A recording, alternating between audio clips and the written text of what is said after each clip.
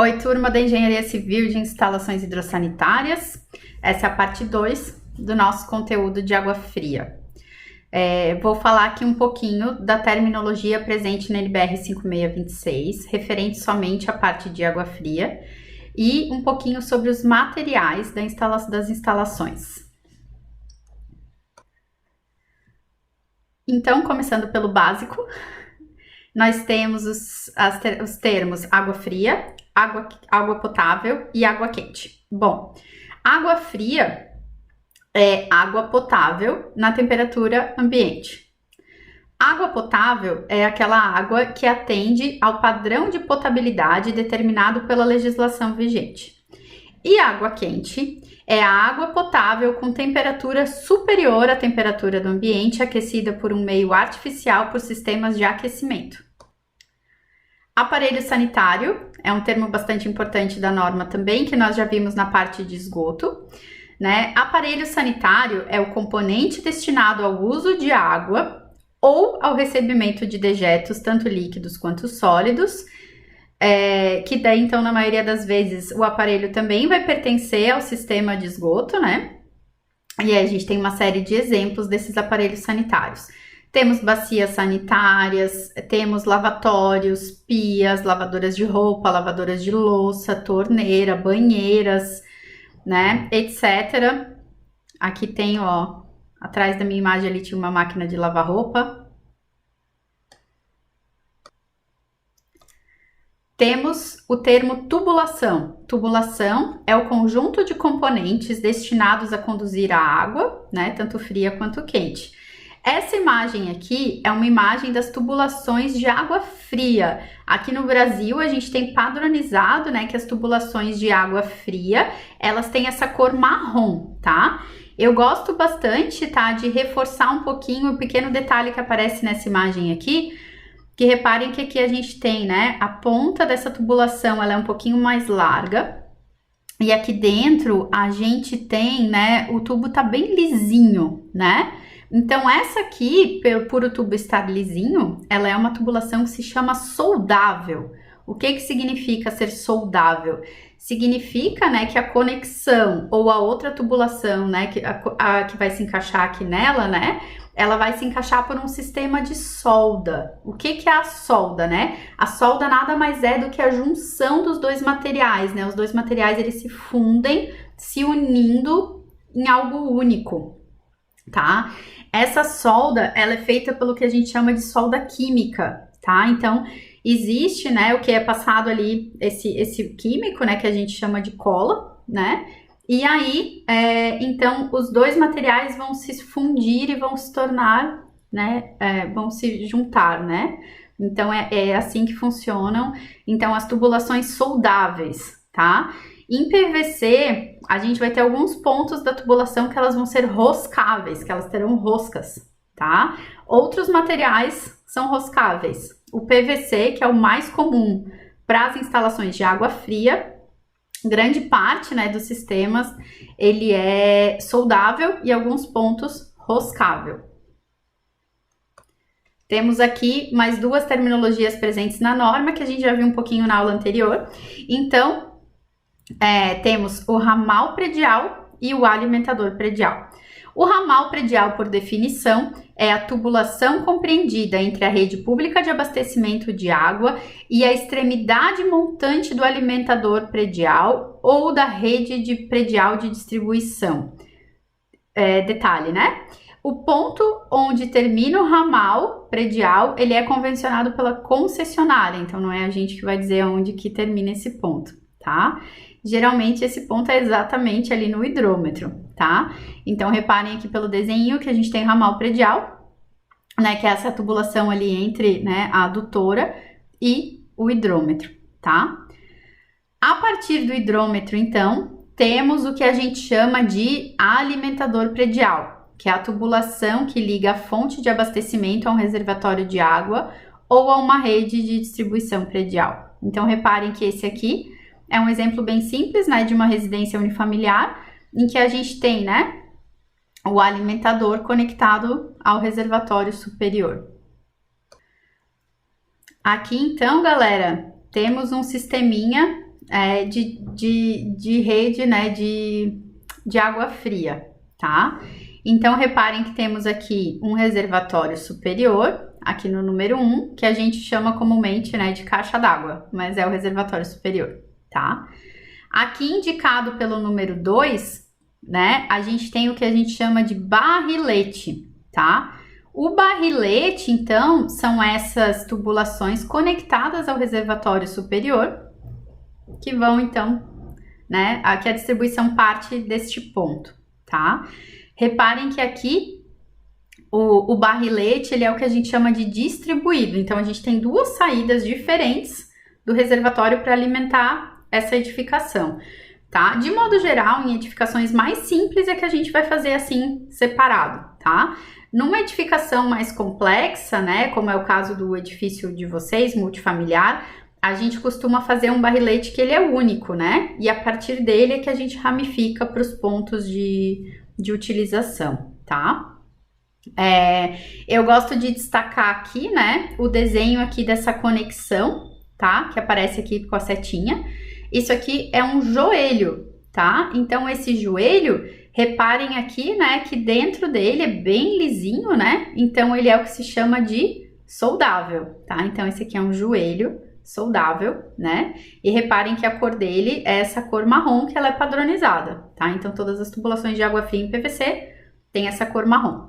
Pois bem, temos aqui as colunas de distribuição de água fria ou simplesmente colunas de água fria. São essas tubulações verticais que às vezes vão passar por vários pavimentos, né? Que vão estar conduzindo, então, essa água do reservatório para os pontos de utilização, tá?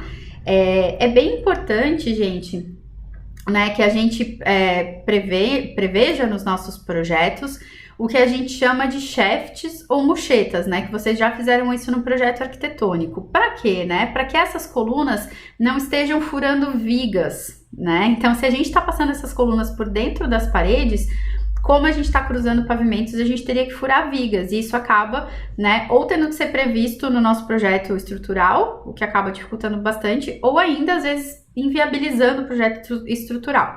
Então, o ideal é que essas colunas de água fria também passem por shafts, assim como as tubulações de esgoto, tá? E aí, quando a gente prevê lá no projeto arquitetônico esse tipo de tubulação, a gente vai ter, né, todas as instalações funcionando melhor e ainda esteticamente vai estar tudo pensado e vai estar muito melhor, tá?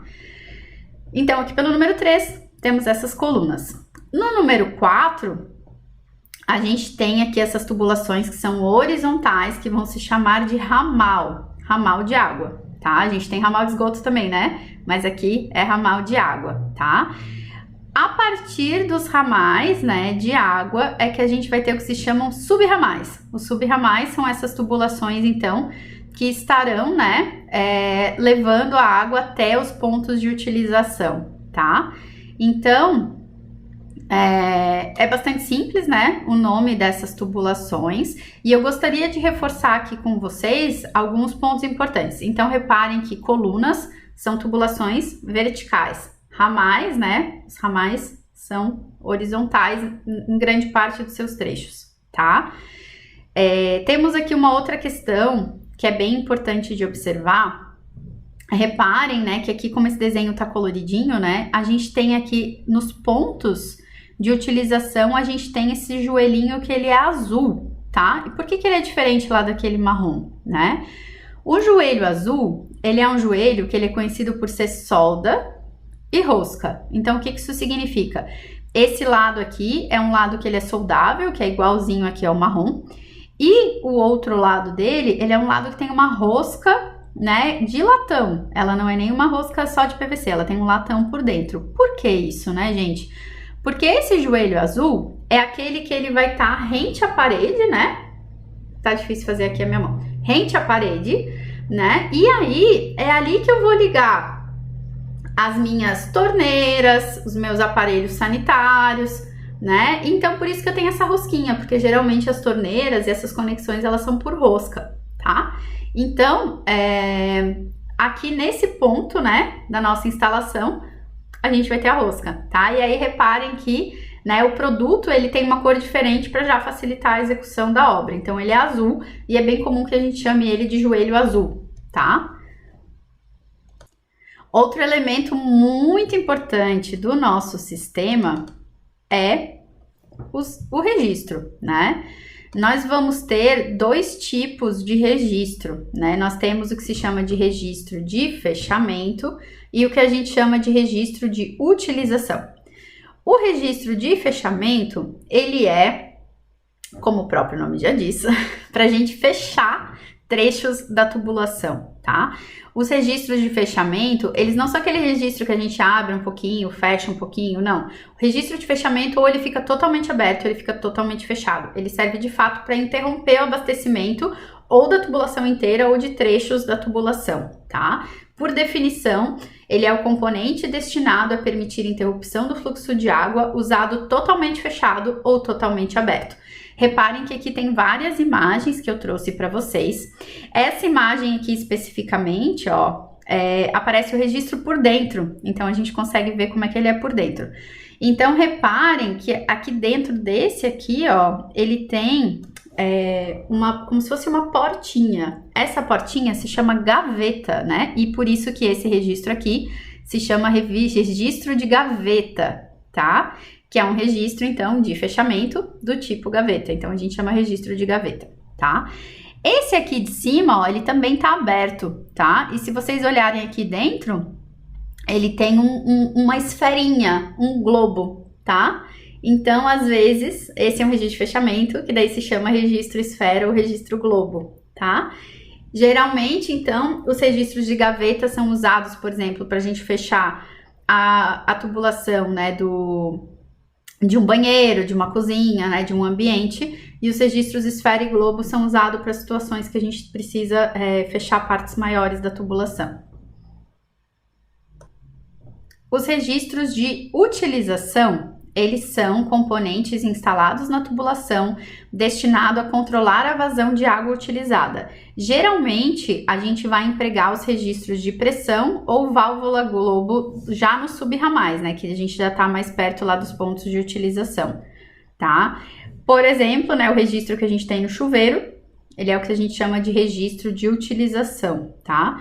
É também comum se chamar esses registros de pressão, que são registros que a gente vai mudando, na verdade, a vazão d'água, mas a gente chama de pressão. A norma traz ainda por definição metais sanitários e plásticos sanitários. O nome é bastante óbvio, mas eu vou ler aqui a definição para vocês. Metal sanitário é a expressão usualmente empregada para designar peças de utilização e outros componentes utilizados em banheiros, cozinhas, área de serviço e outros ambientes de gênero, fabricados geralmente em liga de cobre. Os plásticos sanitários, então, são aqueles usados para designar peças de utilização e outros componentes utilizados em banheiros, cozinhas, área de serviço, que são fabricados em material plástico. Então, né, ambos podem ser torneiras, registros, misturadores, válvula de descarga, chuveiro, ducha, enfim, todos esses elementos, né, que podem ser aparelhos sanitários ou não, né, mas que estão ligados ao sistema. Temos também a definição de duto. O duto é um espaço fechado projetado para acumular tubulações de água e componentes em geral, construído de forma que o acesso ao seu interior pode ser tanto ao longo do seu comprimento, quanto em alguns pontos específicos, às vezes com retirada de uma parte dele, né? Ou ainda com a destruição, né? Às vezes de gesso, né? Que é uma parede simples, aí a gente quebra para arrumar, depois coloca o gesso de novo. E, né, o duto, né? A gente pode dizer também que shafts e mochetas ou muchetas, dependendo da região, eles são considerados dutos verticais, né? Então, são esses elementos, então, que estão, né, fora ali da estrutura de concreto, que vão esconder essas tubulações, tem fácil acesso, enfim. Temos também as galerias de serviço, né? As galerias de serviço são espaços fechados, semelhantes a um duto, né? Mas que as suas dimensões são bem maiores e que, então, permitem que pessoas entrem nelas, né? E possam, então, acessar essas tubulações, né? O sonho é que a gente tivesse, né, esse tipo de tubulação esse tipo de galeria, né, nas nossas cidades, para que a gente pudesse fazer a manutenção dessa forma, tá? Temos também o que a gente chama de instalação elevatória, que é o sistema destinado a elevar a pressão de água em uma instalação predial de água fria, quando a pressão disponível da fonte de abastecimento for insuficiente, né, para um abastecimento direto, ou o suprimento do reservatório, né, necessite de um abastecimento indireto. Ele inclui também, né, o caso onde um equipamento usado para elevar a pressão dos pontos de utilização. Então aqui eu tenho a imagem de bombas. A gente vai ter uma aula específica sobre o detalhamento desse sistema. Outra definição importante é o diâmetro nominal, né, que é o diâmetro que serve para a gente designar o diâmetro de uma tubulação e corresponde ao diâmetro definido nas normas específicas de cada um dos produtos. Aqui essa imagenzinha de um corte, né, desse joelho, que eu vejo ali dentro o diâmetro nominal dele. Bom, pessoal, com relação aos materiais e componentes do nosso sistema, né? É importante, né, que a potabilidade de água não seja colocada em risco pelos materiais, né, que essa água está em contato.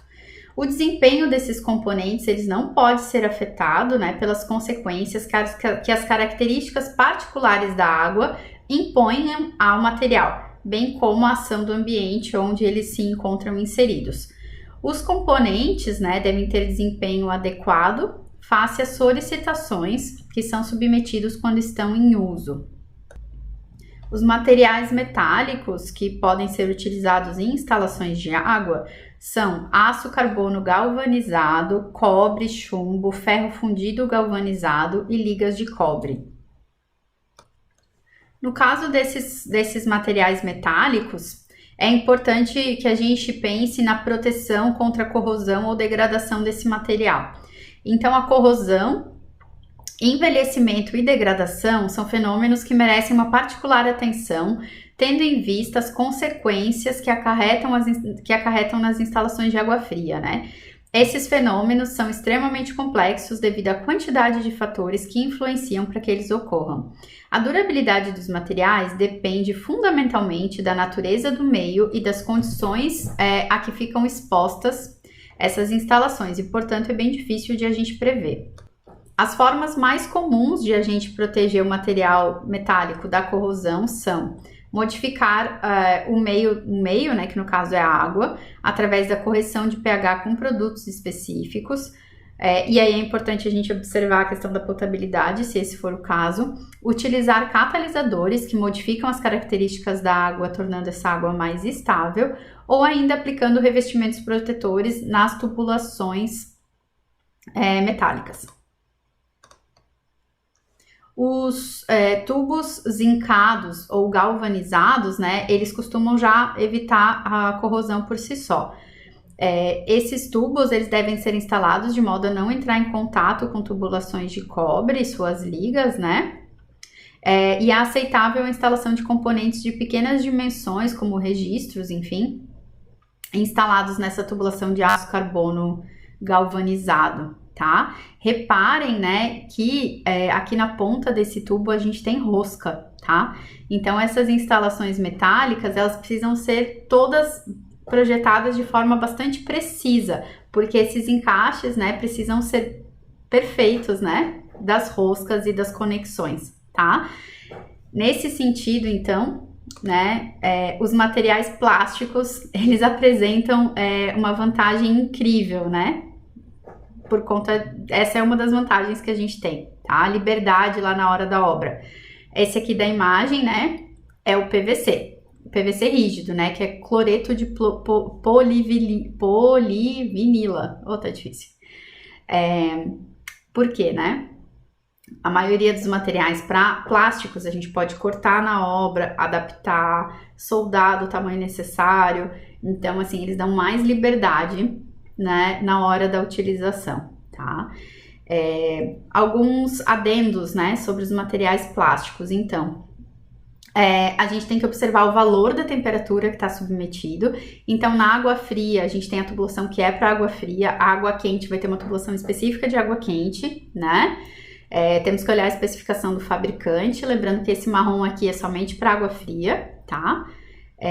E aí, então, os valores máximos, né, dessas temperaturas a gente vai ter que olhar com o fabricante. Eu trouxe aqui 3 exemplos, né, de materiais plásticos: poliéster reforçado com fibra de vidro, polipropileno e o nosso famoso PVC.